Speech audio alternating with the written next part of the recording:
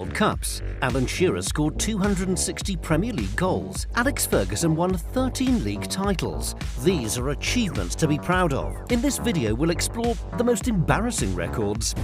Most own goals. Richard Dunn, 10.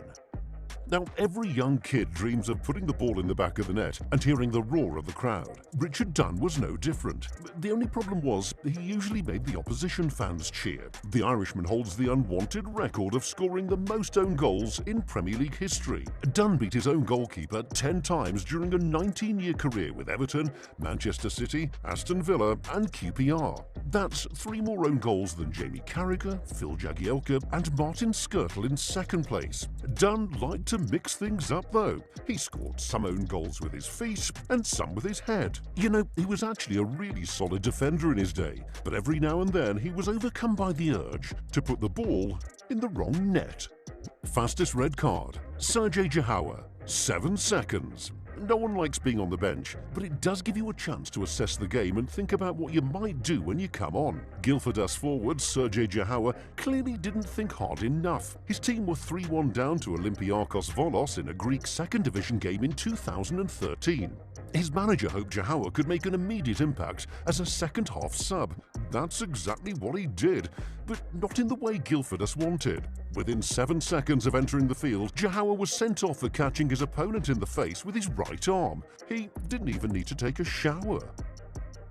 Most consecutive appearances without a win. Rudy Gestede, 43. Middlesbrough 1, Sunderland 0 in April 2017 was a pretty insignificant game. Both teams were already on their way down to the Championship. Borough's win didn't really change anything. But for Rudy Gestede, that 1-0 victory meant the world. That's because it ended his own individual run of 43 Premier League games without a win. That's right, the striker went more than an entire season without being on the winning side. He played for 3 different clubs in that time, Villa, Cardiff and Middlesbrough, but didn't help any of them pick up 3 points between August 2015 and April 2017. Unsurprisingly, Gestede hasn't been back in the Premier League since. Shortest Premier League career. Joe Sheerin, 60 seconds. Imagine how good it must feel to pull on a jersey with your name on the back and run onto a Premier League pitch for the very first time. Joe Sheerin was able to experience that feeling back in April 1997. He turned professional with Chelsea the previous year and was sent on as a late sub when the Blues faced Wimbledon at Selhurst Park. 60 seconds after Sheerin entered the pitch, the referee blew the final whistle, and that was that. The forward never appeared in another Premier League game. 8 years later, Chelsea won the title under Jose Mourinho. A few miles away in South London, Sheerin was playing for Croydon Athletic in the 8th tier of English football. Most red cards in a single match. Claypole and Victoriano, 36. Now, whenever fighting breaks out on a football pitch, the commentator usually says something along the lines of, "Well, nobody likes to see this." Actually, we do. For example, it was hugely entertaining when Manchester United and Arsenal players scuffled on the pitch at the end of a game in 2005. In football, there's nothing more heartbreaking than relegation. A whole season of hard work feels worthless when your team finishes in the bottom 3 and has to face up to the prospect of playing in a lower division next season. Relegation from the Premier League is particularly disappointing, particularly if your fate is sealed on the final day of the campaign. So spare a thought for Herman Fridayson and Nathan Blake. They know the pain of relegation more than most, having gone down from the Premier League a record 5 times. Fridayson faced emotion with Crystal Palace, Wimbledon, Charlton, Ipswich and Portsmouth. Blake went down with Sheffield United, Blackburn, Wolves and Bolton twice. By the end of their careers, they were probably numb to the pain of relegation. Most red cards. Gerardo Bedoya, 46. Sergio Ramos has a reputation for red cards. He's one of the best defenders of his generation, but the Spaniard is accustomed to taking the odd early bath. Ramos has been sent off 26 times in his career.